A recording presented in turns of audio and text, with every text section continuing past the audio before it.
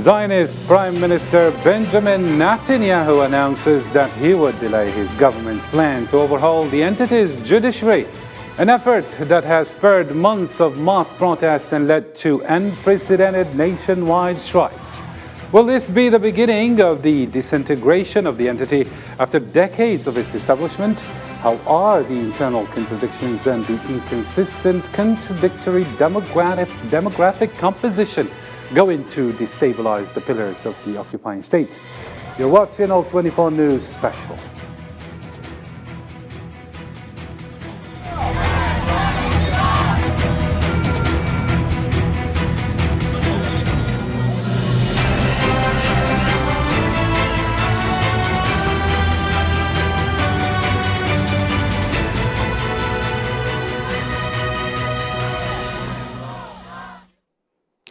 Hello and welcome to the program. And before we bring in our guest, here's the latest. White popular mobilization is threatening the existence of the Zionist entity after large protests have swamped the streets of the Zionist territory. Protesters are demanding the demise of right-wing Prime Minister Benjamin Netanyahu after the decision of implementing the judicial reform and the dismissal of the Zionist defense minister. Here's Osama Ayadi with more.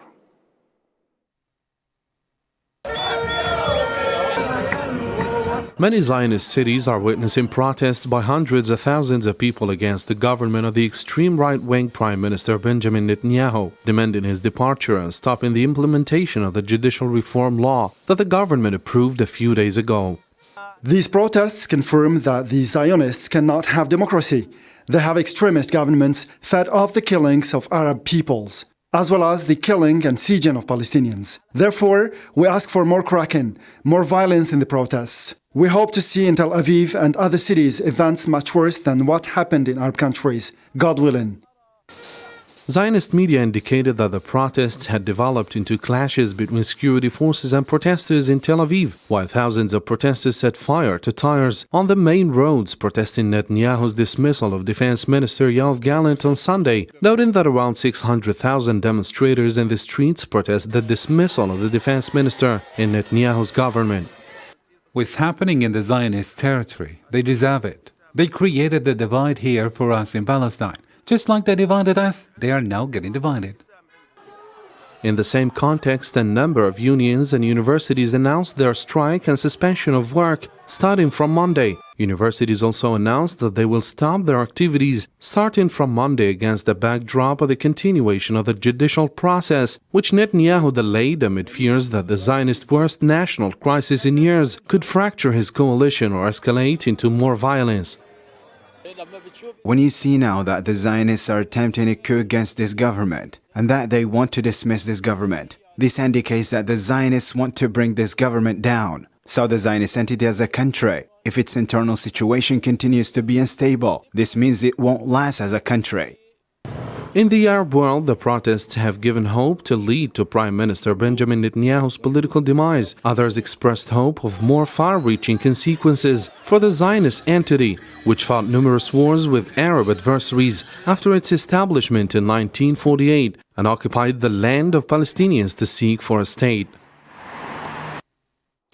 All right, let's bring in our guests now to analyze the situation. I am joined live via Skype by Mohammed Al-Amin Al-Hadidi, a Palestinian youth activist from Gaza, and John Phoenix, international relations expert from England.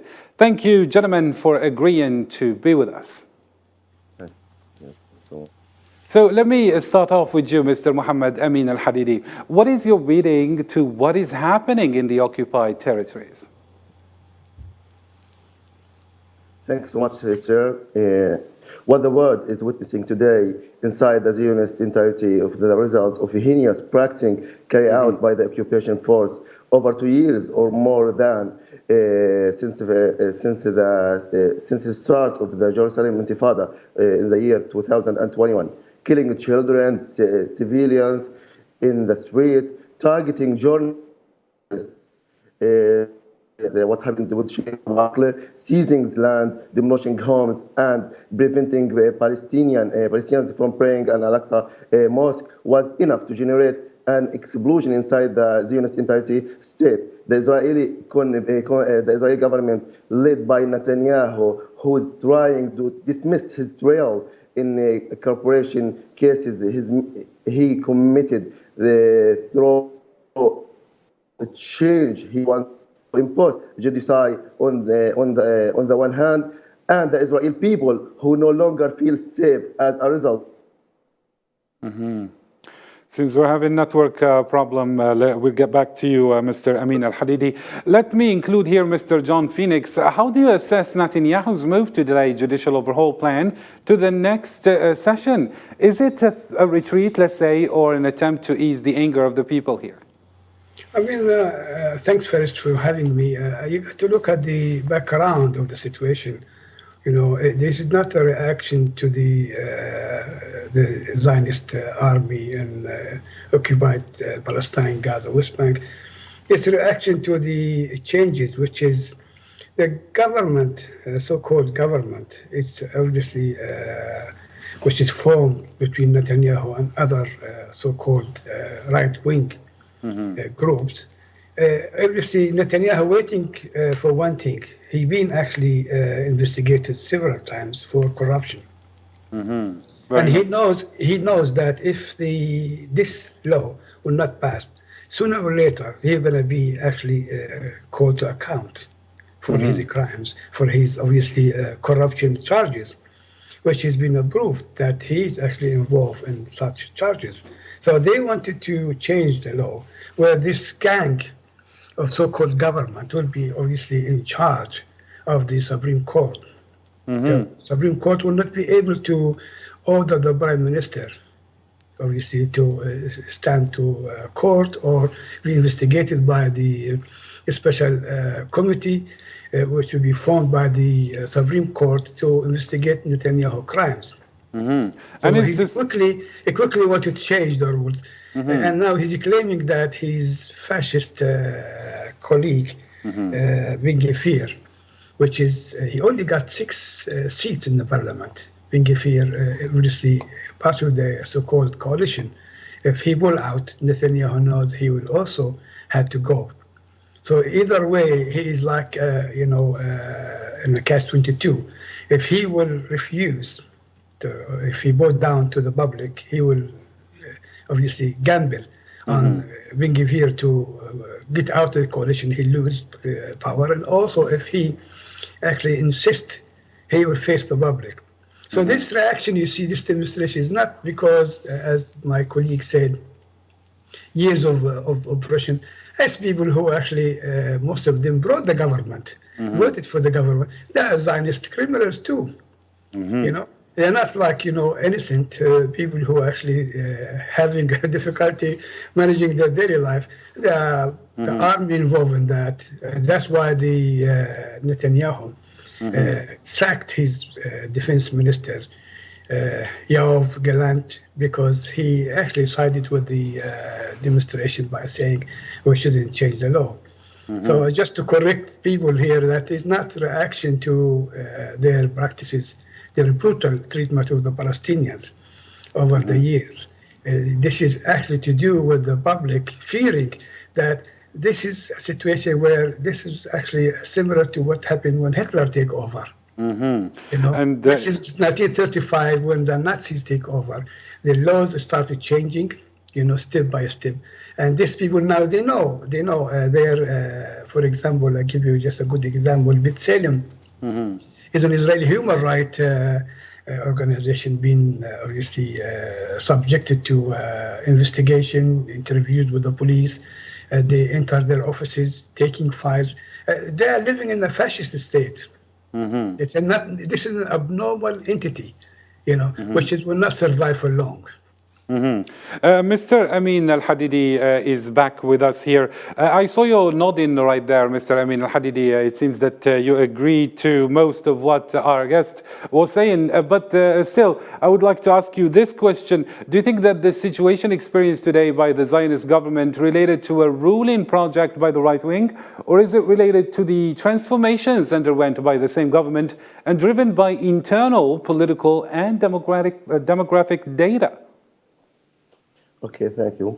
Of course, there are signs. Let me remind you that from the first time since Al-Nakba 1948, no agreement was reached on one prime ministers, and Gantz then was unable at the time to form his government when then it was agreed to 2 seasons between the Netanyahu and Gantz. Then there was the anger of actions of former defense minister Avigdor Lieberman, who tried to ignite a war with the Palestinians following of Netanyahu's attempt to not to be subject at will.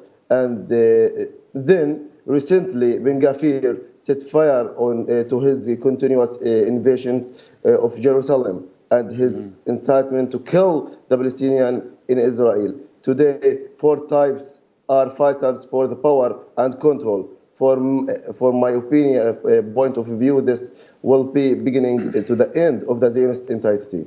Mr. John Phoenix, warnings of a civil war rose because of the policies of the current government and coincided with what former Prime Minister Ehud Barak called the curse of the 8th decade.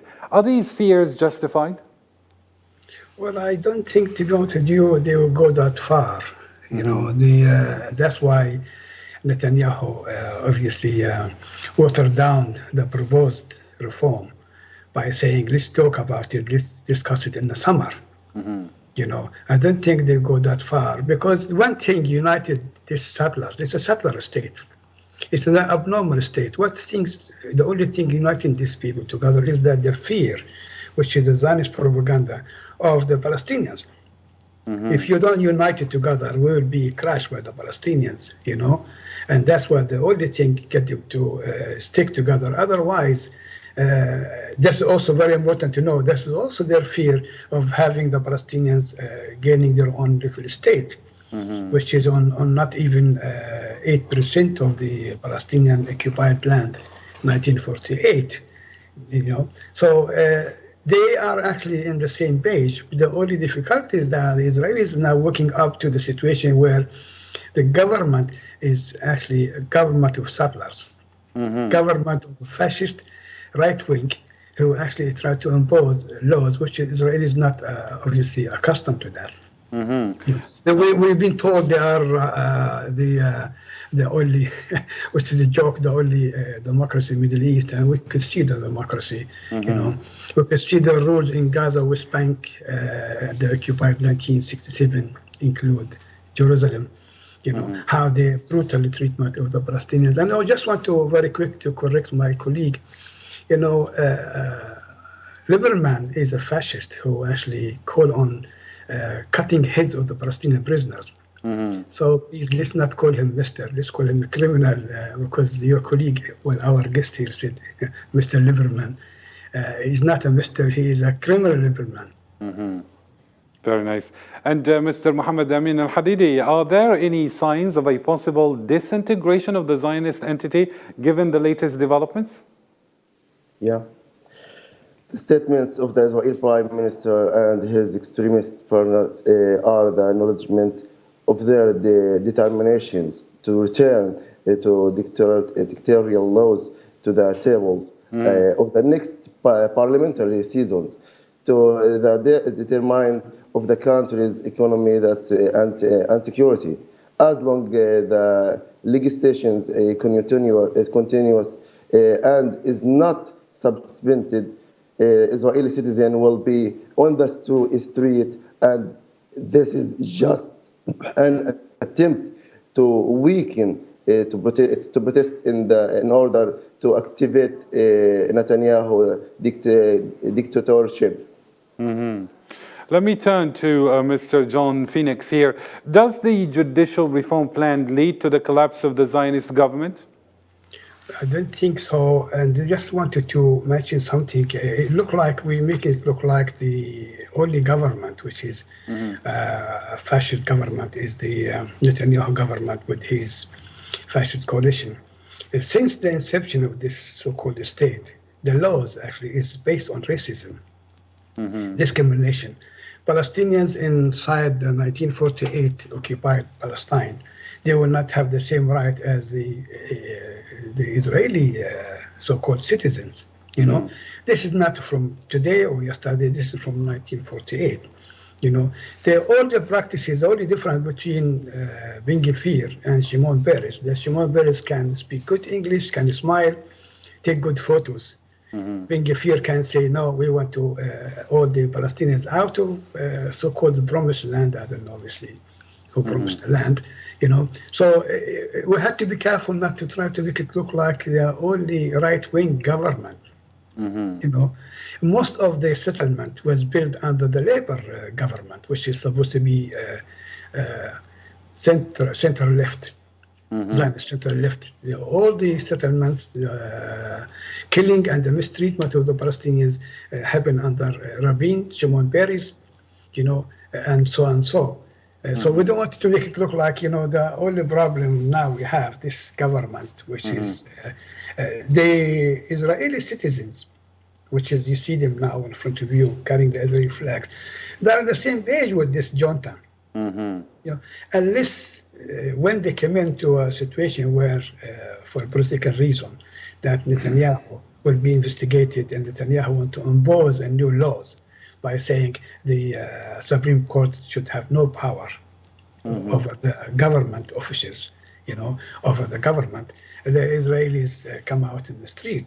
When there's slaughters of the Palestinians in Gaza, you know, West Bank, how many wars against the Palestinians? The Gazans being under embargo for nearly 18 years. We didn't see any of these demonstrations. We didn't see anybody oppose, include Europeans. You know, Biden called Netanyahu, telling him to sort it out. They was worried. The German president called the Zionist president Herzog, telling him now they had to mediate with Netanyahu, try to come to a settlement between the public and the government. They was worried about the entity to stay strong, you know, and the $6 billion a year go to still the same to the Zionist regime, and the killing is on and on of the Palestinians. So don't make no mistake that this is the only awful government, you know. Ben Gvir is just being honest fascist who speaks his mind. Unlike, as I said earlier, Shimon Peres, who can kill and smile. Very clear. Let's shed some light now on the Zionist streets, where residents expressed mixed up feelings after Netanyahu delayed the reform plan for a judicial overhaul amid fears that the entity's worst national crisis in years could fracture his coalition or escalate into violence. Secondly, there needs to be checks and balances, and the proposal that Netanyahu was putting forward was very dangerous because any democracy needs checks and balances. It's not a good decision, in my opinion. I think that he should look at the people going out to the street and look that there is back. No one wants the reforma to be stopped because it's not okay. They started a process and they need to complete it. Back to you, Mr. Mohammed Amin Al-Hadidi. We see that some citizens actually want the reform to go ahead. How will the bill's delay satisfy those who are against, knowing that the union said it had called off the strikes after Netanyahu announced the move? Well, it seems that we lost the connection with Mr. Amin Al-Hadidi. Let me redirect the question to you, Mr. John Phoenix. Did you hear the question, or would you like me to repeat it? Can you repeat it, please? Yes, so we see that some citizens actually want the reform to go ahead. How will the bill's delay satisfy those who are against it, knowing that the union said it had called off the strikes after Netanyahu announced the move? But keep in mind, those who supported the reform is a very, very tiny minority. You know, they are not really in a position where they can sway the government to go ahead with the reform. You know, majority of the, as you see in the street, nearly Saturday, you have 60,000 people went out in the street against the government reform. They forced the government, as you just mentioned earlier, transport, the aviation and the airport, the unions, the universities, the health service, they all at halt because they wanted to make it clear that they will go on for a strike until the government change their position in the issue. So this voice of support is really not even 0.5%. Mm-hmm.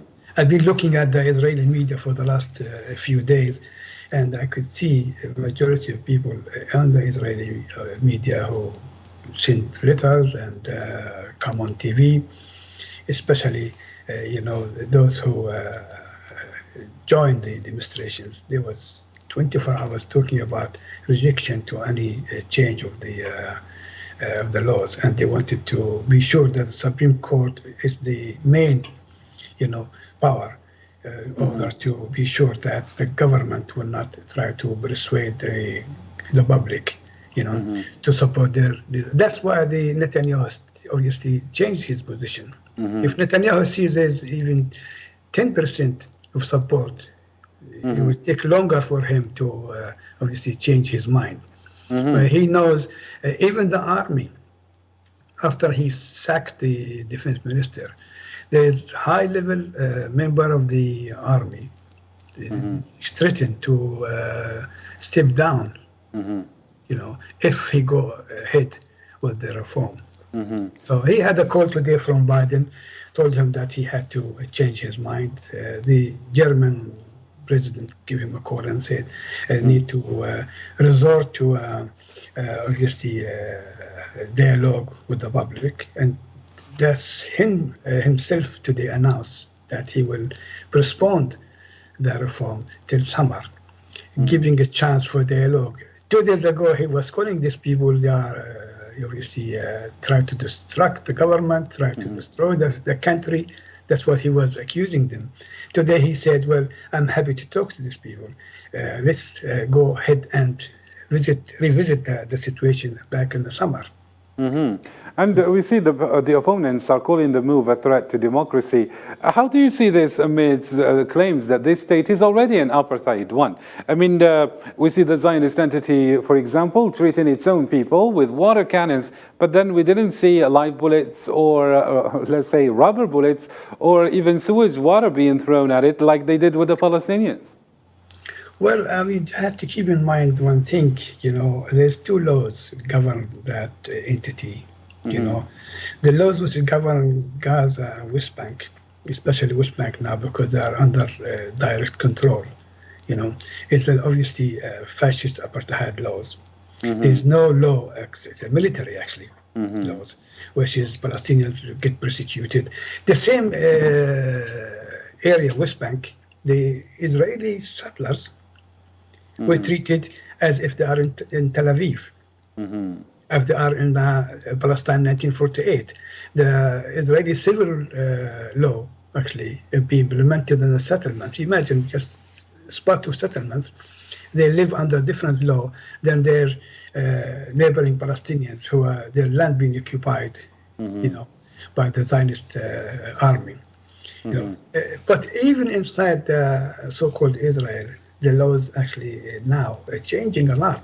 As I said earlier, human rights groups, they spy on the human rights groups, the phone calls, threat, some even left-wing Zionists who try to write fairly about the conflict in support of the Palestinians. They get threatened, not to write. And openly they get threatened by phone calls, by the staff by the police, investigated in the street. It is not what you hear that the so-called, a threat to democracy. There is no democracy there at all. I mean, the state, as I said, from day one, based on racist ideology. If you visit the education system, children being told the Arabs are animals, the Arabs got tails, the Arab criminals, Palestinians, your enemy, from year 5, and a lot of people had to look at this. It is actually a racist state from day one. So you born and die in a state where you 24 hours being told that you are the best and the Palestinians are the worst. Let's turn to Mohammed Al-Amin Al-Hadidi now, since he's back with us. The internal division within the entity seeps into the army and defense institutions. What are the repercussions, according to you, of this on the security of the entity? I believe that Netanyahu wants to delay. He wants to stop the demonstrations inside the Zionist entity and is trying to obtain approval.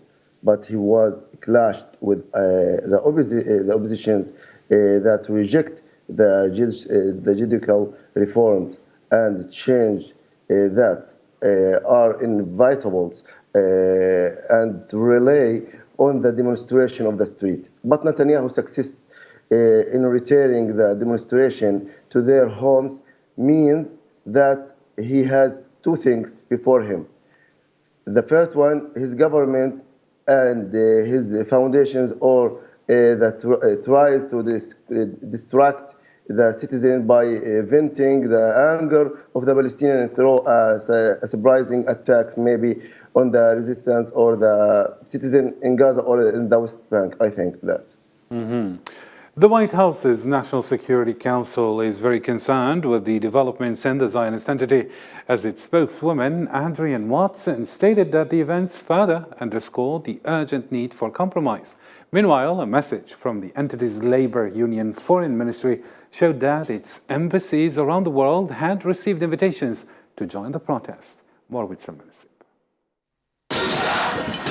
Since the start of the year, the scale of huge weekly protests has escalated, with hundreds of thousands of people packing the streets in the Zionist entity's commercial capital and other towns and cities across the country as well, expressing their anger and opposition to the government's recent reform plans, in addition to the international reactions that came to comment on the consequences of one of the most serious national crises in the occupation's history. For its part, the White House issued a statement signed by the National Security Council expressing serious concerns over the developments and urging the Zionist leaders to reach a settlement as soon as possible. So we welcome this announcement as an opportunity to create additional time and space for compromise. Compromise is precisely what we have been calling for. And we continue to strongly urge Israeli leaders to find a compromise as soon as possible.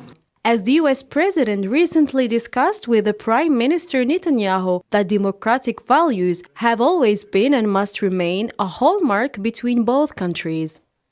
From here, the entity's consul in Washington, Asaf Zamir, decided to resign and joined the protest against Netanyahu's decision. In a letter, he said he quits with a heavy heart, adding that it was also the greatest honor and privilege for him serving as Zionist representative, a step that the occupation embassies and diplomatic representations may follow. For its part, Berlin expressed its concern about Netanyahu's judicial reform proposals. Therefore, a spokesman for the German government uttered concern about the recent developments, but also indicated that Germany does not interfere in other internal affairs. The office of British Prime Minister Rishi Sunak stressed the importance of upholding the democratic values that underpin the relationship between the two countries, including in the proposed judicial reforms in the occupation. It's worth noting that earlier today, Benjamin Netanyahu announced that he would delay judicial changes that have set off civil unrest. The move was aimed at giving the occupation's leader time to manage the current political crisis,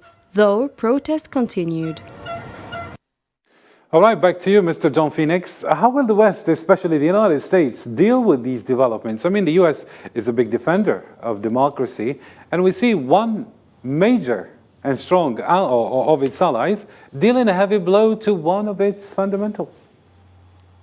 Well, I mean, just keep in mind that the American national interest in international foreign policy is to be sure that the Zionist entity is still healthy and in a place, because they are the regional dog who control the Middle East in behalf of the American government. You know, this is American imperialism in the Middle East, where the Israeli job is to be sure that the Middle East under total control is a proxy control in behalf of the United States.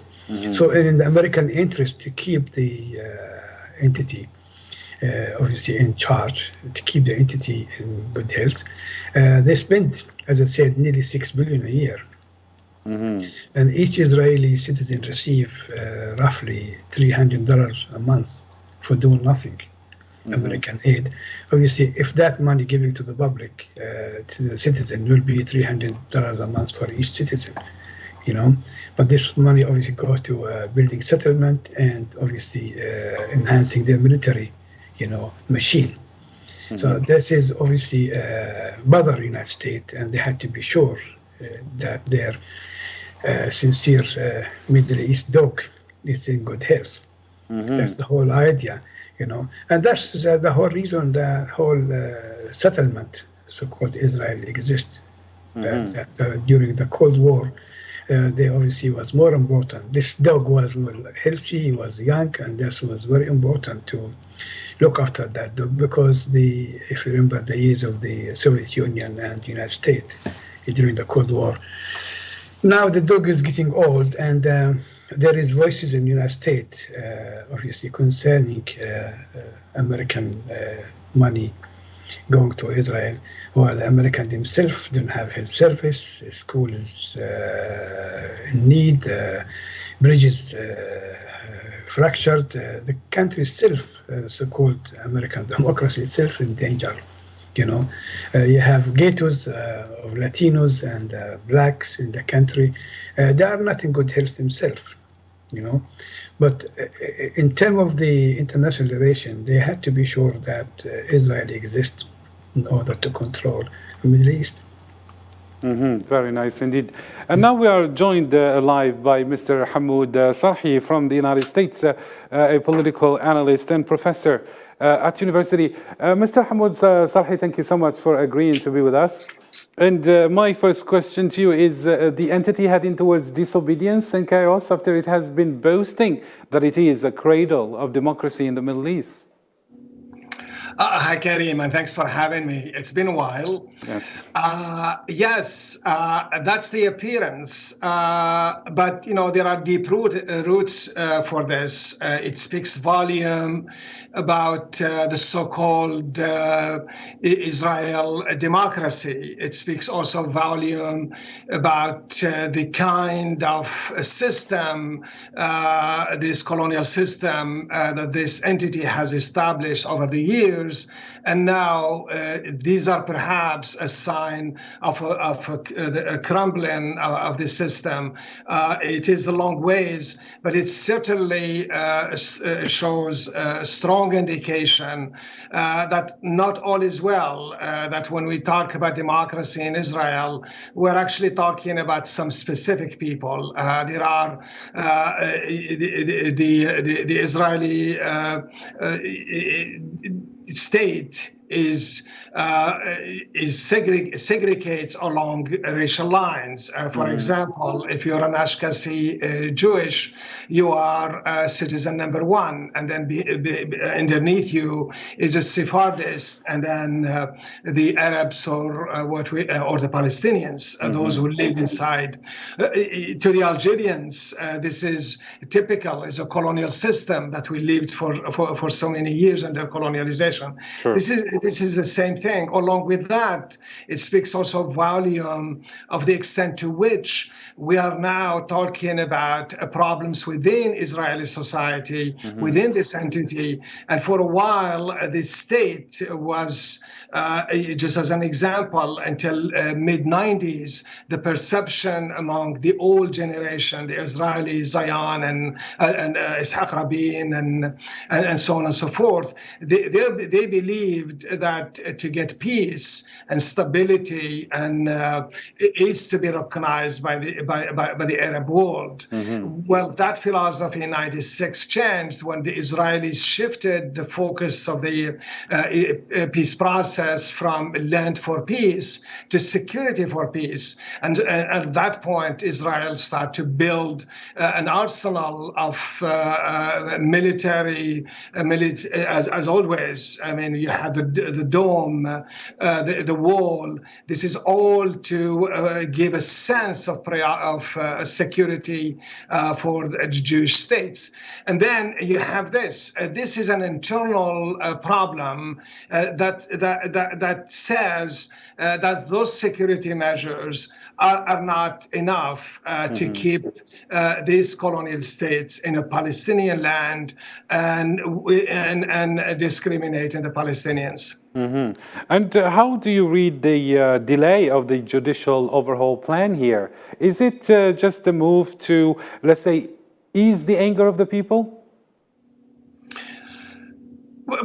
It is the anger of the people, but historically, if you look at, as an example, when Ehud Barak ran for elections the second time, I believe,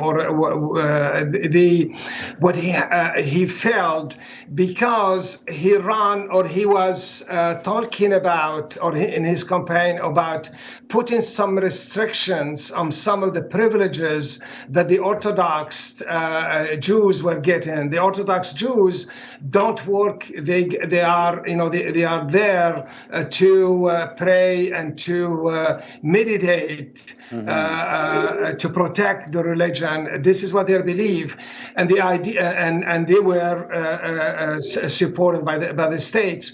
The Ehud Barak raised the issue of restricting those privileges. He was met with a strong reaction, and as a result, one of the variables that led to his failure in that elections against Ariel Sharon was his inclusion in his campaign, the discussion of the privilege that the Orthodox Jews.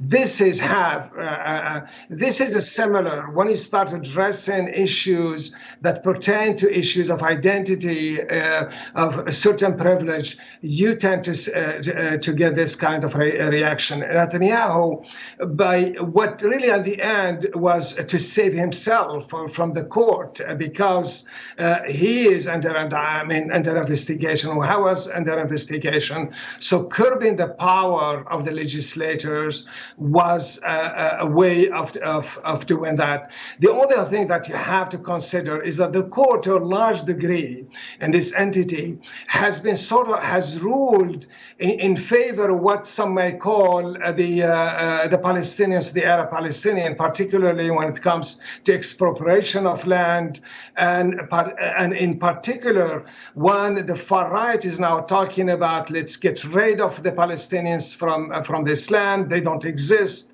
They call them all sort of name. This would require a legislation, and it's certainly what the far right was thinking is if we go that path, the court might stop us from doing just that. The point is this: so there is some personal in this that pertains to Netanyahu. There is also the fundamental issue of the Palestinians being given the right, another tool to exploit the Palestinians, and some sees it as an infringement on the powers of the court.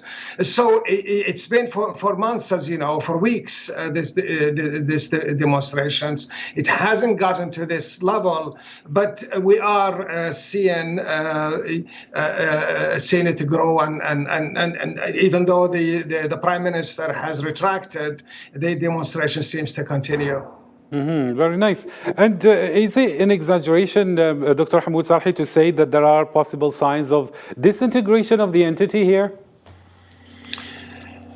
You know, this entity is based on contradictions. You have identity contradictions, where identities are classified according by how European, if you want to say, are. So the Ashkenazis are on the top. They have all the privileges. You have the Sephardis of Northern Africa, of African, Ethiopian, other places, origins are less viewed less and less. So you have the contradiction. You have this contradiction. The second contradiction is the social disparities, the economic conditions, the inequalities among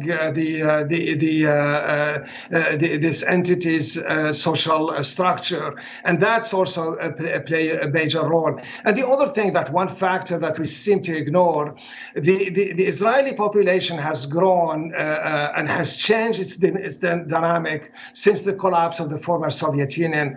Up to 1988, the population was somehow, in a sense, cohesive, even though there are so many contradictions coming from a different. This is a population that comes, that comes under the premise of the right of return. So you come to Palestine, you're given a land, you get given a monthly payment, you're rewarded, you're given sort of money to settle in, to do all of that. So that population is a fabricated population that comes from a different segment and different part of life. But up to 1988, there was a belief that population, for example, was leaning toward the perception that if we can coexist with the Palestinians, if we can coexist with the Arabs, we can live in peace. But then you have the wave of Jews from the former Soviet Union, and suddenly you had about 800,000 people, Jewish, coming from the former Soviet Union. The dynamic, and these Jews were told, this is your land, and at that moment you start to see an extremism leaning towards yeah, exactly. So the far right can be described in that context. So what you have in this context is that, hello? Yes, I can hear you, Mr. Hamoud Salhi. So you have a dynamics that the second contradiction is in that in this fabrication of this society that is bound to sort of go in conflict between those, for example, who still believe that you have a segment that is going for a two-state solution and those who are not. And then what we've seen, and as a result we've seen today, is that you really have there is no difference of what's of the kind of state that we see in Israel and that we've seen in South Africa, what you call the apartheid form of. So there are internal conditions that are precipitating the collapse of this state, and when you add the factor of the resistance, the Palestinian resistance, and the international condemnation of the acts that this entity has been done, I mean, it's long overdue for the collapse of this state. And Mr. John Phoenix, I get back to you. Both the UK and Germany expressed concern at the latest development in the Zionist entity as it touches vital shared democratic values that underpin their mutual relationships. How will they, according to you, keep a robust system of checks and balances to avoid any dictatorship practices? Well, I mean, to be honest with you, as you mentioned, UK, for example, the government here, which is also a pro-Zionist government, they support the so-called the Zionist entity, but it's so difficult for them to keep that support, where the lack of Ben Gvir and the lack of the other fascists, you know, it's openly practicing a brutal policy and obviously the treatment of the Palestinians in Palestine, you know. So it's so difficult for them. For example, if you look at the last crimes committed by this fascist settlers, the Hawara little town, where they ransacked the whole town under the eyes and protection of the army. They burn houses, they burn cars, they attack civilians. Obviously, it's difficult for the even their Zionist friends in the state to accept it. You know, it's like, you know, you sometime you had to be forced to assassinate one of your member of your mafia, not because he's bad guy, because he's actually taking you to the road where you could be exposed. You know, we didn't have a regime here, which is obviously most of the government we have here, the Tory or the Labour, is pro-Israel. You know, and their nightmare is to be sure that this cosmetic face of Israel to stay the same in Europe, you know, and due to the big number of international resident people or British from Middle East background and Africa, they can't really cover up like before. So that's why they appointed British Prime Minister, you know, ran fast to try to interfere and call the Israeli counterpart and try to obviously smooth the picture of Israel. You know, not because obviously he condemned the Israelis' atrocities. He never said anything about the treatment of the Palestinians in Hawara. You know, suddenly with the situation inside the entity, every European leader is jumping up and down. You know, that's even very bad, you know, to show that, oh, this is obviously one of the human rights for the Israeli citizens. They were saying today in the British media, can you see the police attacking citizens, attacking civilians? Well, this is happening every morning, every afternoon, every day in West Bank. I didn't see any of the right-wing media in Europe said anything. You know, the last incident, which is just to give example, the so-called International Court of Justice wanted to obviously prosecute Putin for removing some children from Ukraine. You know, hundreds of Palestinian children be removed every morning. You know, in Hebron, next to Hebron, a city called Al-Khalil, the whole village was actually kicked out. They destroyed the village. We didn't see any cry about it. We didn't see the human right of International Human Court of Justice, you know, issuing any decrees or arrest for the Zionist leaders, you know.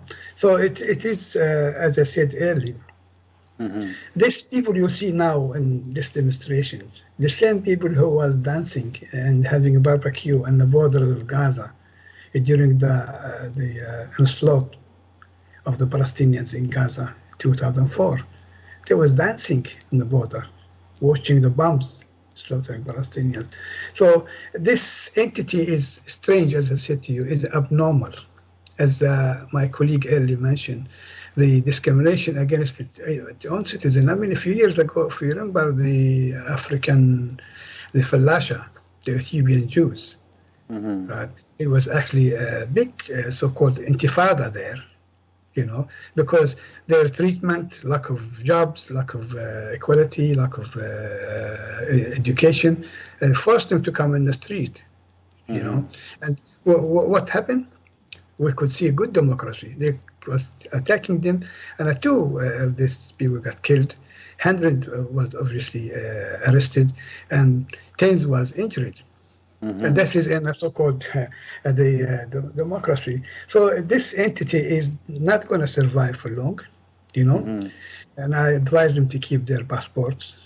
Most of them have European passports, you know, because this entity is not going to survive in a way as any other normal states. And Dr. Hamoud Salhi, do you agree that this entity is not really going to survive as long as they are expecting, especially that we see that the entity or the division, the internal division of the entity is seeping into the army and defense institutions? What are the repercussions of this as well?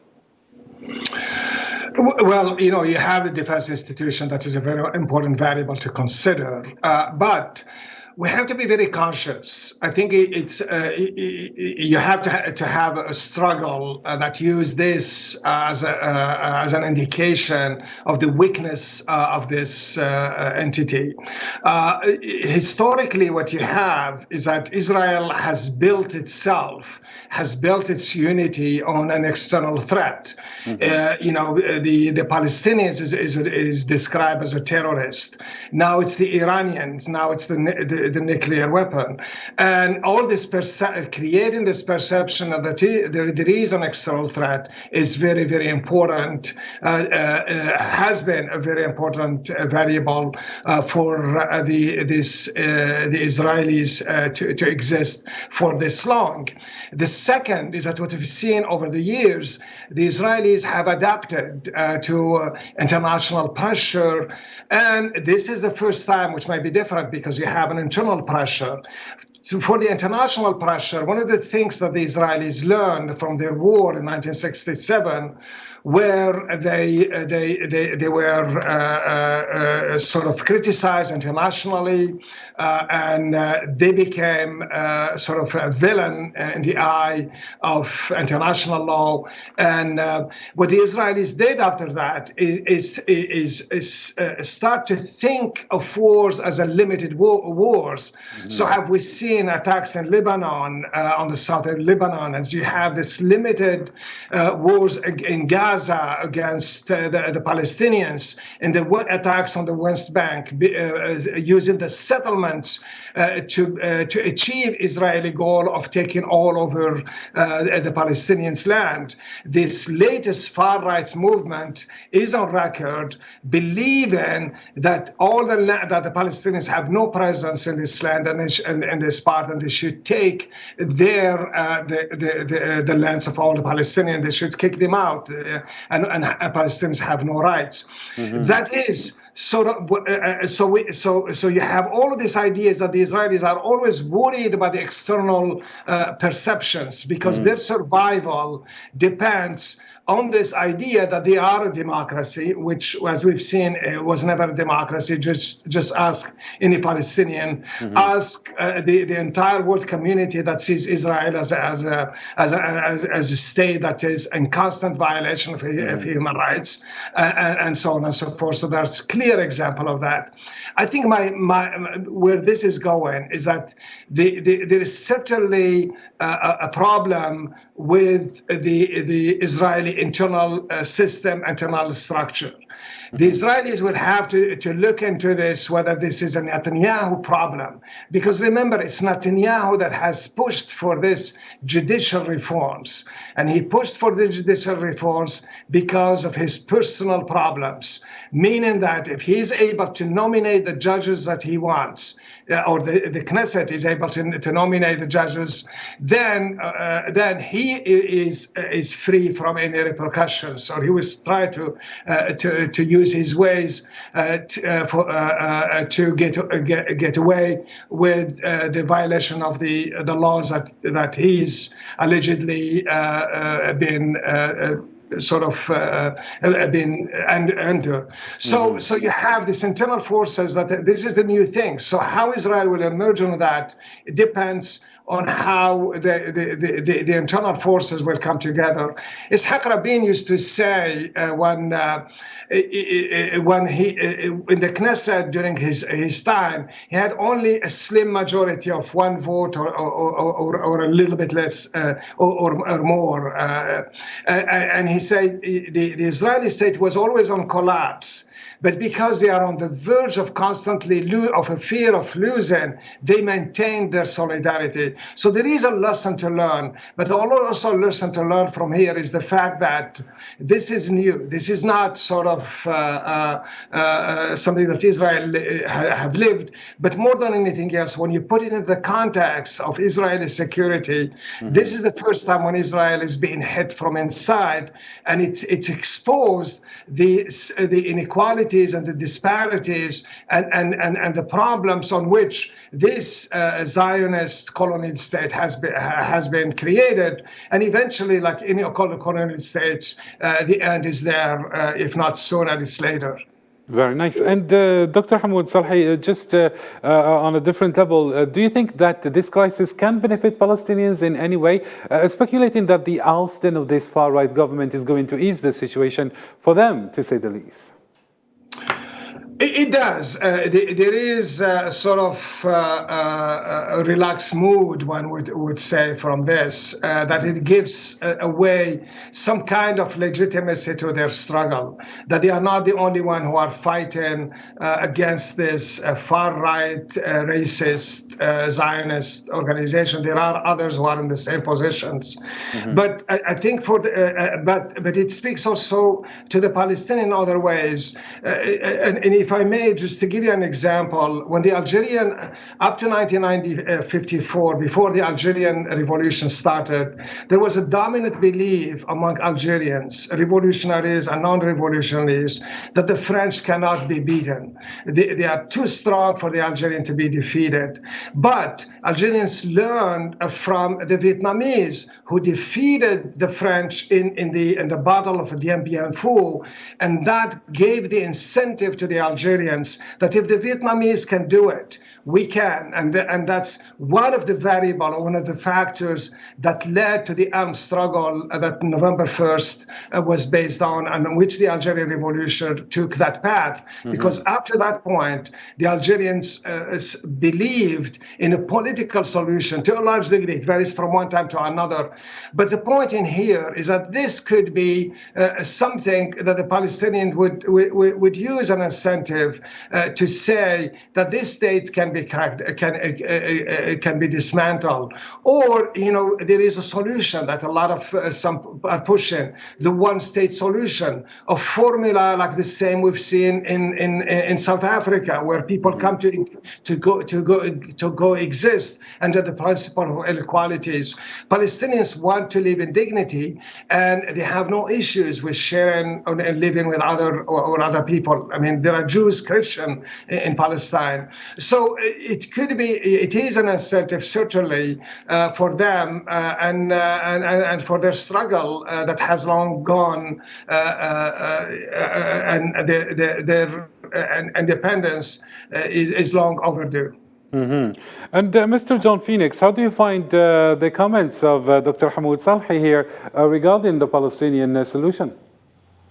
Well, I just want to mention one thing, that this state obviously run by a junta of right-wing religious, Zionist religious, not a Jewish religious, because that's different, And their theory is based on land for people with people without land.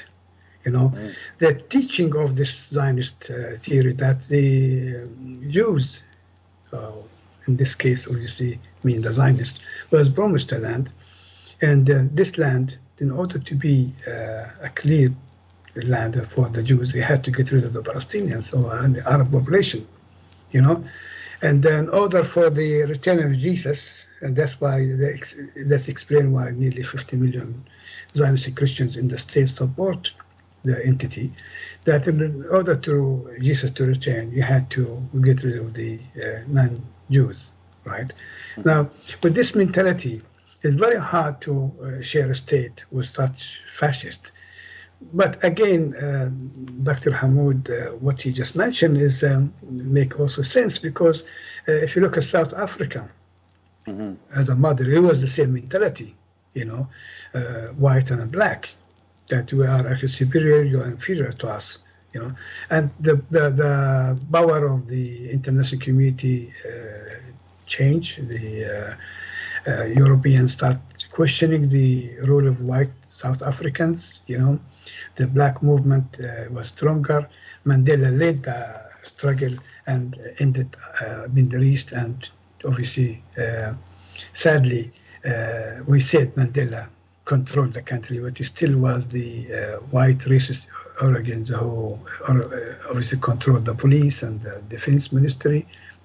But at least we know that the Mandela was the reason for the demise of the South African racist regime.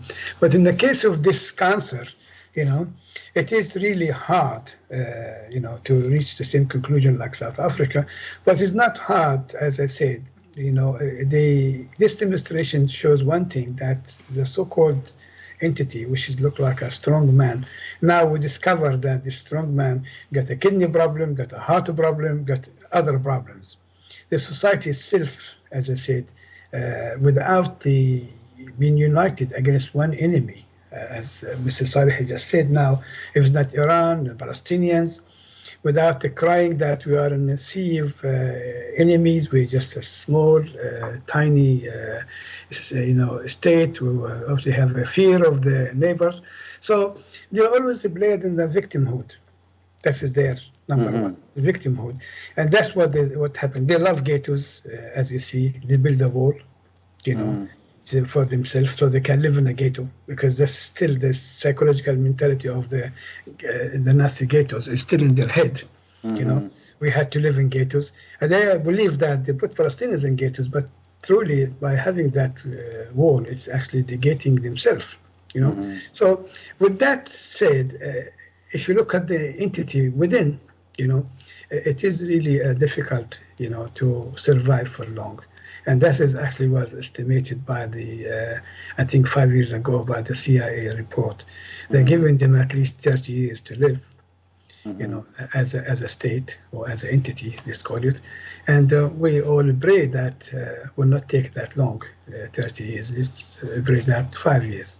And to enrich the debate further, we are joined live by Mr. James Dolcey, a geopolitical analyst and senior fellow at Middle East Institute and US from Singapore. Thank you for agreeing to be with us, Mr. James Dolcey. Pleasure to be with you. So a general question, Mr. James Dolcey, how do you read the overall situation, especially after the suspension, or let's say the delay of pushing through this overhaul or these reforms in the Zionist entity? Look, first of all, I think that we've got to see this crisis for what it is. It is not an existential crisis of the state. It is a serious political crisis, and perhaps one of the most serious political crises that Israel has experienced. What this is about is indeed governance within Israel. And to be clear, it's about governance for the majority of the population, which is Jewish, rather than for the Palestinian population, which accounts for about 20% in terms of citizenship of the states, and of course then the population that is under occupation. But it's not about a crisis that is going to lead to the end of the existence of the state. It's a battle about how the state is going to be governed. And I think in terms of determining what happens next, clearly Benjamin Netanyahu is trying to buy time. What he's hoping for is that he can co-opt some of the protesters, and that by delaying for a month or two, in a sense, the ability of the protesters to maintain their presence on the streets will weaken, and that will make passing of these this overhaul of the judicial reform easier. And how do you see this delay going to satisfy those who are against, knowing that the union said that it had already called off the strikes after Netanyahu announced the move, Mr. James Dolcey? Well, I think, first of all, you've got a number of questions now. The first question, the most immediate question is, what happens with the defense ministry? The defense minister has resigned. His resignation has not been accepted. We have another 24 hours, according to Israeli law, for that resignation to be accepted or not.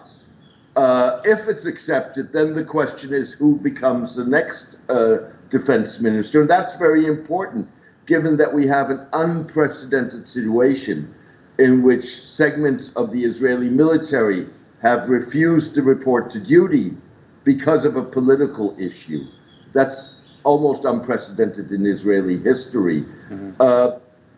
Netanyahu could name another figure presumably somebody who would be acceptable to the military, or he could do what he did in 2018, which is take over the portfolio himself. Mr. James Dorsey, we see the West that is concerned about the values of democracy, and they are asking the coalition government perhaps to seek a compromise. But then there are a lot of reports, and according to many analysts, the Zionist entity is not a democracy, and it treats, let's say, the Palestinians or its own people in a system that is similar to the apartheid one. Mr. James Dorsey, are you with me? Yes, I am. Yes. Can you please repeat that? I was saying that technically we see that the West is concerned about the values of democracy. But then a lot of analysts, according to a lot of observers, they say that the Zionist entity is not even a democracy. So what is so different now when we see that the Zionist entity has made a lot of violations against the human rights and so many other violations? Look, the argument of double standards or hypocrisy is obviously a valid argument. Now, having said that, I also think it's a bit of a simple approach to this. The reason I'm saying that is that most foreign policy is also a function of domestic public opinion and domestic politics. And fact of the matter is that there is a significant segment of the American population, of American public opinion, particularly on the evangelist side, that supports Israel and supports Israeli policies. And that's something that American politicians and officials and leaders also respond to. The current crisis, Dr. Hamoud Salhi, prevailing in the Zionist entity has aroused many reactions, notably from Arab countries. How would this affect relations with normalizing Arab countries? Are you with me, Dr. Hamoud Salhi? I'm with you. I thought James was going to take it. So definitely there should be an impact, or there is an impact, but you also have some who would say, as James was saying, this is an internal matter. But the fact is, there is lessons from this, from the whole perception or the whole plan of normalization with Israel, the whole idea of security of Israel, the whole connections or this idea of design and creating conditions that sort of distract the Arab world from the real case, which is the core case of the Arab world, the Palestinian case. So from that perspective, those who normalize the relations might start to think of this as from a different perspective, whether how this will serve their national interest, but certainly seeing the Zionist states under these conditions and going through this kind of trouble may have may give them some thought to think about and to revise their position in favor of the Palestinian cause. I mean, regardless of how you describe this, there is the issue there, and behind the scene, whether that this is about how far the Israeli society, with its own division and contradictions, have gone. Whether it passes the test of stability or not, that will be left to the future to see.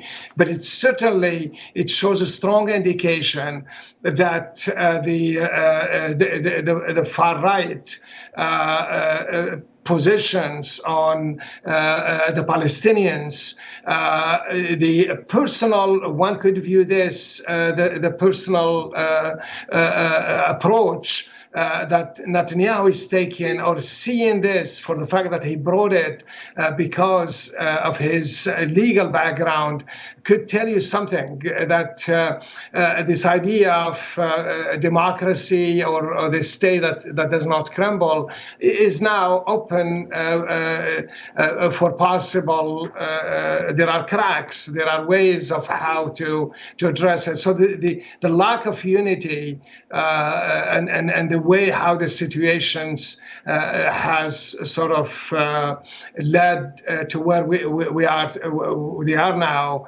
it says a lot about the system that is established. Mm-hmm. And Mr. John Phoenix, the leader of the Zionist opposition, Yair Lapid, insisted in front of the demonstrators that it would not stop until the entity had a constitution. What does this mean exactly? Well, you know that there is a struggle within the political system in the country. The opposition obviously scoring against the Netanyahu coalition, and that's why obviously the Lapid interfere and the previous prime minister obviously interfere, and they obviously try to criticize Netanyahu by saying that there should be dialogue before this decision was announced by the government. There should be consultation. It is an internal struggle between the parties.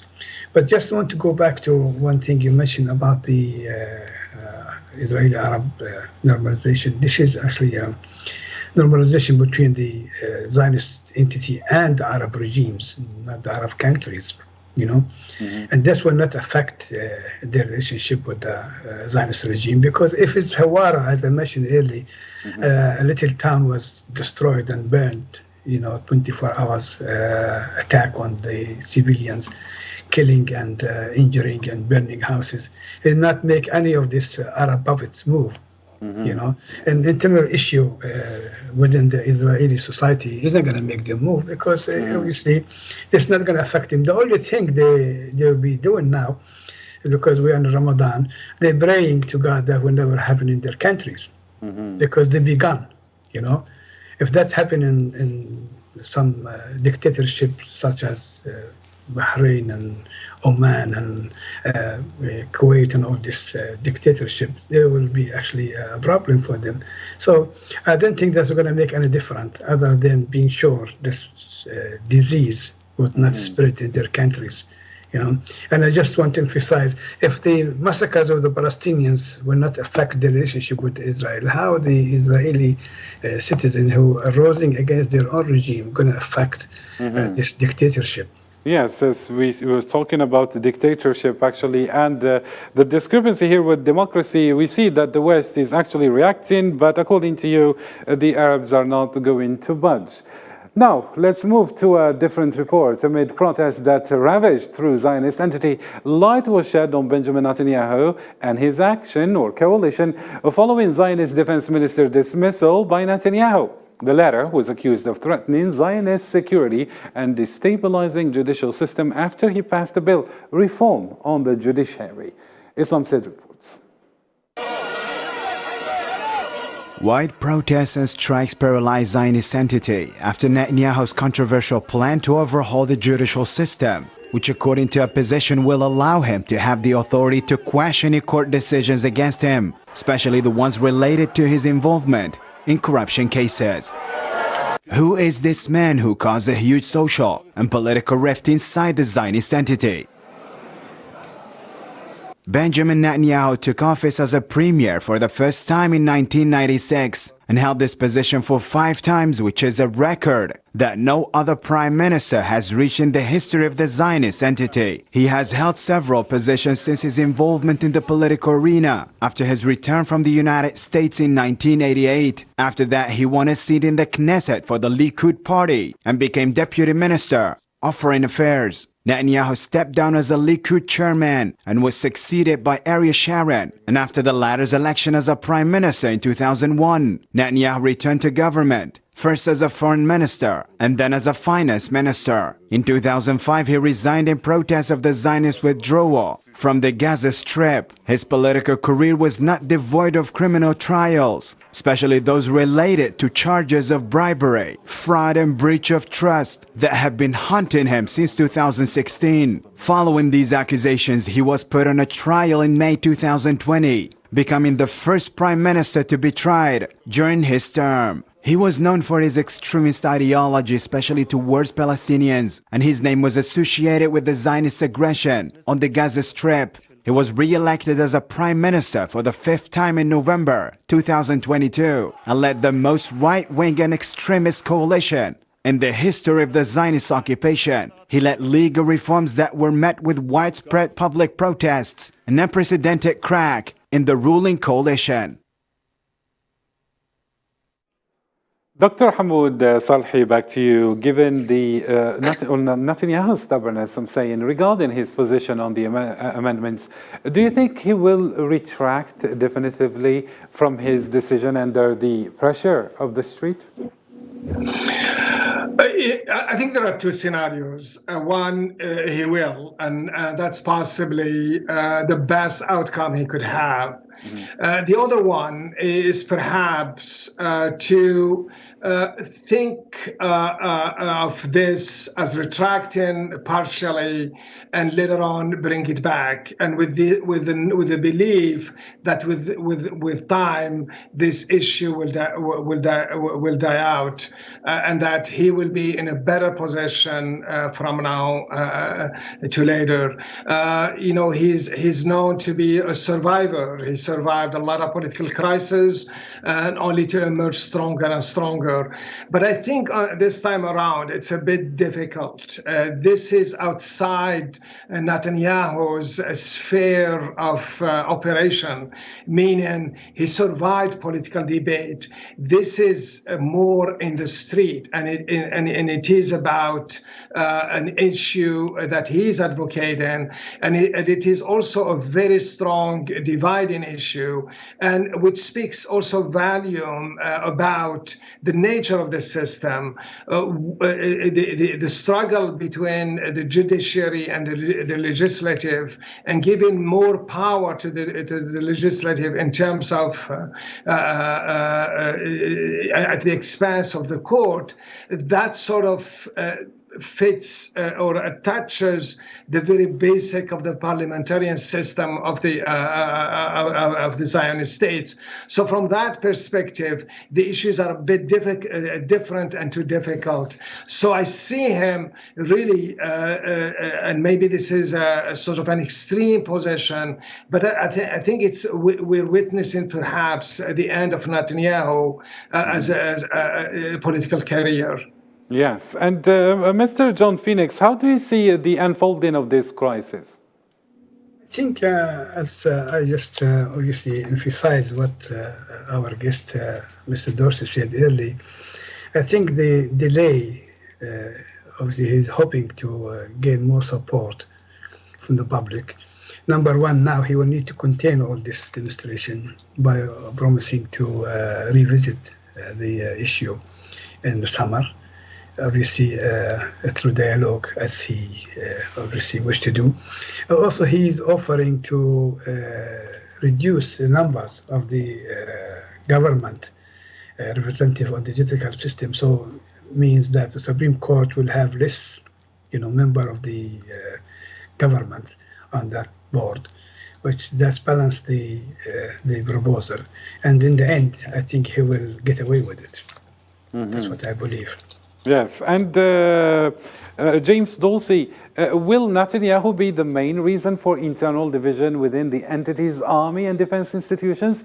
What are the repercussions of this at the security level in general? Do you think he's going to push through with these reforms? I'm sorry, could you repeat that again? I said, what are the repercussions of this reforms at the security level if he continues to push it through? Is he going to be the main reason for internal division, within the army? I'm hearing you a little bit distorted, but if I understand your question correctly, you're asking on whether the security reforms or what the impact of that is going to be.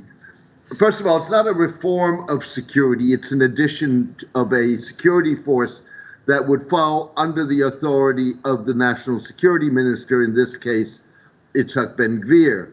And I think what you would see is basically a force that is probably going to be deployed on the one hand on the West Bank in terms of trying to repress Palestinian resistance to the Israeli occupation, but on the other hand, within Israel proper itself, in terms of the force that deals with, for example, protests. I think this is going to prove to be, first of all, we have to see what happens. The proposal for a National Guard will presumably be approved by the cabinet on Sunday, but moving from approval to actually creating a National Guard like that, and what is going to be the basis of recruitment? Is that going to be voluntary? Is that going to be part of military conscription? There are all these questions which we don't know yet, but obviously creating such a force is not going to be beneficial to Israeli democracy. Mm-hmm. And how do you find this, Dr. Hamoud Salhi? Well, it's very, very interesting. It raises the issue also of the whole issue that we talked about, the privilege that the Orthodox Jews, for example, have, where they are preempted, or they are sort of excused from serving in the military. They gain some privileges. Those could be part of the discussion that will be sort of at the scene of this event. Mm-hmm. But certainly the creation of new mechanisms under the security reforms are designed to strengthen the internal apparatus, security apparatus, more because of this impact. Whether we shift in how this will impact Israeli politics, will have to wait. But it is certainly, the events have certainly affected the functioning of this entity. Mm-hmm. And Dr. Hamoud Salhi, do you think that he is smarter than actually pushing through these reforms and perhaps overcome the internal problem and the division within the army, Dr. Hamoud Salhi? No, Netanyahu is a very smart, shrewd person, and he is a man who understands public opinion. He's also a man who has strong allies, particularly in the United States, the AIPAC lobby, who support him in this case. He has strong partners in Israel, including Shas and the ultra-right that we have seen. But I don't think he will go against the military because that would create a division within the Israeli system, and it's a division that Israel can't afford. But if I may again, and I think the way this movement is heading, it is highly likely that he might be seeing the end of his political career. And this is despite the fact that he is a shrewd person, very, very smart. But we move to another area where I don't see him as comfortable to his. He's good in political maneuvering. He's good in orchestrating this kind of reforms that only benefit him. I mean, regardless of how we want to put it, the fact that it is designed for him to get away, to get around the legal problems that he has, it speaks. I mean, that's one factor you have to look at. But this is more in the street, and it touches the very foundation, some of the severe contradiction in the this entity, namely the contradictions in identity treatment, the disparities and class struggle and class conflict that exist among groups, and more than anything else, the rejection for all these years and the lack of respect or of what he once preached as a two-state solution or a resolution to the Palestinian problem. And needless to say, the fate of the 20% of the Palestinian who live in this entity, who have serious problem, have been undermined. All of this sort of play into a factor that Netanyahu doesn't have the expertise to deal with this kind of this is above him, and I see him highly likely that he will. It's the end of his political career, if I may. Yeah. Yes, and Mr. James Dorsey, how do you find the comments of our distinguished guest, Dr. Hamoud Salhi, and what are the limits of Netanyahu's maneuvering, in your opinion? Because Dr. Hamoud Salhi has been saying that he is a shrewd person and he's got a lot in his hand, let's say, to perhaps handle the situation. So, in light of the various pressures that he's going through, what are his maneuvering limits? I agreed with Dr. Zahi that this could be the end of his political career. I would also argue at the same time that one writes Benjamin Netanyahu off as at one's peril. He is a cat with 9 lives, and he, as Dr. Zahi said, he's a very smart, very shrewd person. He's also a total opportunist. He will do what it takes for him to remain in power. That is what it's about. And increasingly, of course, he is getting squeezed. His options are becoming narrower. But I think we also have to wait and see, because we don't know what rabbit he may or may not pull out of the bag. Is the change of the government even possible here? A change of a government is always possible. The issue here is that what most political parties in Israel will want is a government without Benjamin Netanyahu, which is the very thing that Benjamin Netanyahu does not want. The reason we have a far-right government in Israel is not so much because Netanyahu, who is a right-winger without question and with authoritarian tendencies, but he's not necessarily a far-right ideologue. That was the only cabinet he could form, because others were not going to join him. And what's the alternative if this government goes? Your guess is as good as mine. There are 2 possibilities. One is that the president of Israel appoints someone on the grounds that he may or may not be able to form a cabinet with a majority in parliament, or a minority cabinet that still has majority support by parties that may not want to join the cabinet, but would be willing to support the government in the Knesset, or alternatively, another election. And Dr. Hamoud Salhi, what's the expected unfolding of the current crisis in your opinion?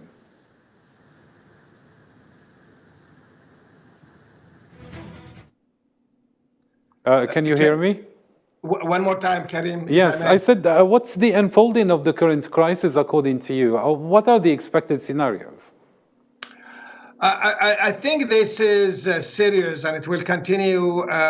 We will continue to see the demonstrations until perhaps there is a firm answer or a firm, definite sort of path for Netanyahu to come clean, in a sense that it's the end of it.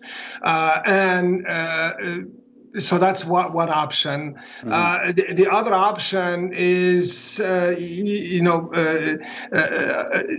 is as Dorsey said, the likelihood of this having an end to this government and moving to another election as a possible scenario. And so we may have a caretaker for 2 months, I guess, and from there we'll see where this is going. This is all assume that we don't see any expansion of this movement to be violent and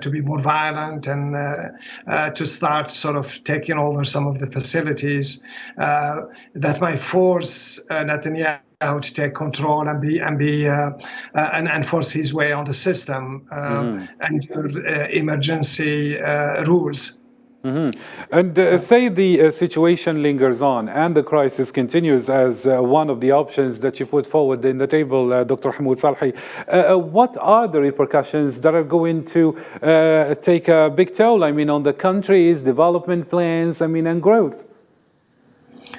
Well, in any condition like this, there are, costs. There are economic losses. The airports today are closed. Transportation are affected. So you have a huge losses because of the fact that the country is at stop. It's a standstill. There is another factor. However we describe this, in the eye of the Western world, this is no different to what we've seen in France. You have demonstrations in France. This is no different to what we've seen in the United States on January 6th.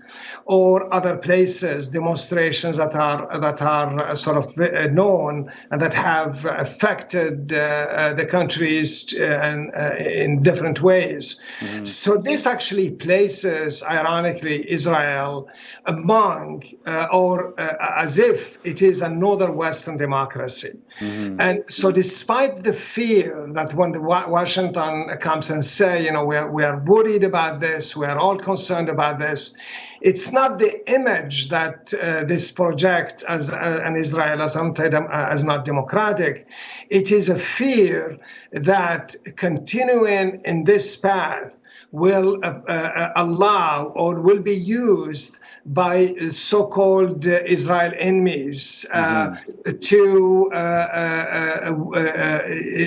this event will weaken Israel and gives opportunities to countries that Israel sees as enemy, namely Iran and other countries, the opportunity to attack Israel. And that's also reversely, it gives also it's a call for this movement to tell them, look, you're putting the country into into a threat. Your national security is a threat, so you may need to come back. So one scenario that might come out of this is create some kind of we're all sort of witness or hear about conspiracy theories where there could be sort of an attack on the Jewish state could be used to rally the population and bring them back into sort of order. But this is not, this is really a deep crisis, and it will it looks like it's moving to be there for quite some time, and the longer it stays, the weaker the Israeli Prime Minister will be. And Mr. James Dorsey, how can Netanyahu embellish his image towards his allies or the allies of the Zionist entity who can no longer defend it as they used to do in the past, especially that we see perhaps he's going to push through with these reforms and make some kind of a dictatorship move? Well, I think that we've several things. First of all, in terms of the economic impact, let's face it, flights out of Tel Aviv airport have been resumed. The airport was closed essentially briefly. And I think what that tells you is it is a sign of it's going to be difficult to maintain this this level of public expression of dissent in a situation in which the whole debate has been delayed. I think much more serious in terms of economic impact is not whether the airport is closed for a day or not, or whether the ports are closed for a day or not, but it's the confidence of key sectors of the Israeli economy in the system. So, for example, the technology industry. The technology industry or representatives of the technology industry have played a major role in this public protest. You've seen money leaving Israel. Potentially you could see companies leaving Israel. I think that's a much more serious threat and something that is that Benjamin Netanyahu will have to take into account as much as he takes the military into account. I think the other question is, yes, potentially in theory, a country like Iran could in theory want to take advantage of the crisis in Israel, particularly the feeling that maybe security preparedness is not what it usually is in Israel. I think on the other hand, that then that includes the Iranians. Anybody who thinks this through will understand that if there were an attack, that's what would unify Israel, and that any choice that a military officer would have in terms of defending Israel, for example, against Iran, and protesting against Netanyahu, hands down the choice will be the security of the state. So I think that the likelihood that anyone would, at this point, would want to exploit this militarily, and we're talking primarily about the Iranians here, is highly unlikely. Finally, the final point I'll make is, the world has whatever number of experiences, a large number of experiences of mass anti-government protest. In that sense, this is not unique. Maintaining that kind of level of mobilization on the streets is difficult. You're going into a holiday period in Israel. Passover is coming. You're getting, the national security, the Independence Day celebrations. Parliament is going to be on recess. That's going to be very difficult to maintain that level of protest. And that's one thing that Netanyahu is counting on. Yes, and what about the allies of the Zionist entity, seeing that perhaps if it continues to, let's say, defy the rules of democracy and values, especially adding to its previous policies, expansionist plans and violations of human and international laws, how is this going to affect actually its relation with its allies that are defending it? I think one's got to be realistic and precise here. The judicial reforms undermine checks and balances as they are institutionalized at the moment in the Israeli political system. That means that if they were passed, you would have a government that has greater control, has less checks and balances, presumably would be more authoritarian. It does not amount to a dictatorship. We're still a long way from a dictatorship. And I think what you're seeing in terms of the United States and European states, that they're worried about that, if you wish, unbalancing of the checks and balances as they exist now. And I think that indeed Netanyahu will remain under pressure with that regard. What about you, Dr. Hamoud Saleh? How do you find the comments of James Dorsey regarding that? I think Dorsey is very correct. This is the reforms must be placed in the context of this of the very nature of a parliamentarian system. You can't have you can design a system where you give more power to one branch over another. You are going to have some serious challenges down the road. So from that perspective, it is a serious sort of problem to see it go through, and because it touches the very nature of the system that is in place. But again, it has so much to do with the impact that the way Netanyahu will handle this issue, whether to continue seeing this as a setback, it's just a matter of a temporary setback, or he takes it seriously and revoke the reforms and start over again. But in what also Dorsey mentioned, an external threat will definitely impact this movement. And because throughout history we've seen Israel rallies itself around a common threat. If it isn't the Palestinians, you have and how they're portrayed as terrorists, then you have the Iranians, you have the perception that they project that Israel is surrounded by enemies, and while in fact Israel is a very, very powerful state, a strong military, it's a nuclear power, and but we continue to use that. They continue to use that as a justification for their existence. I could assure you one thing, that out of this, however this emerges, the United States will pour a lot of aid, a lot of money and support for the Israeli states. And all the reforms that you might see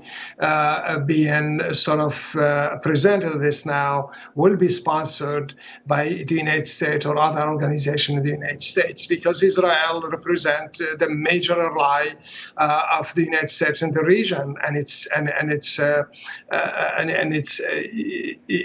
serves its national interest. And for that reason, the United States will not give up that easily on the existence of this state. Thank you ever so much, Dr. Hamoud Salhi. I would like to give the final word to Mr. James Dorsey. One thing that I would want to note in terms of U.S. support, there's no question, nothing's going to change overnight. There's no question that there is solid support for Israel in the United States. Having said that, we are also seeing changes. The nature of this Netanyahu government has split the Jewish community in the United States. And increasingly, we're seeing a generation of American Jews whose association with Israel has not been broken, but it's not the same sort of association that the older generation had. And I think the other thing that we need to keep, that one should keep in mind, that there are changes within the Christian community in the pro-Israel, or the Christian community that traditionally, particularly the evangelist community, that was traditionally very pro-Israel. It still remains pro-Israel, but what you're also seeing is the rise of Christian nationalism. And that Christian nationalism has an anti-Semitic aspect to it, which means that you could see a varying of attitudes in the what was once a solid Christian base of support for Israel in the United States. Thank you so much, Mr. James Dorsey, geopolitical analyst and senior fellow at Middle East Institute NUS from Singapore. And the same thanks goes to Dr. Hamoud Salhi. Thank you so much for your insightful, or let's say, very rich analysis. And the same thanks goes to Mr. James or John Phoenix and Mr. Mohammed Al-Amin Al-Hadadi. And thank you, dear viewers, for keeping it here on our channel throughout all this special coverage. For more, maybe in other editions. Bye for now.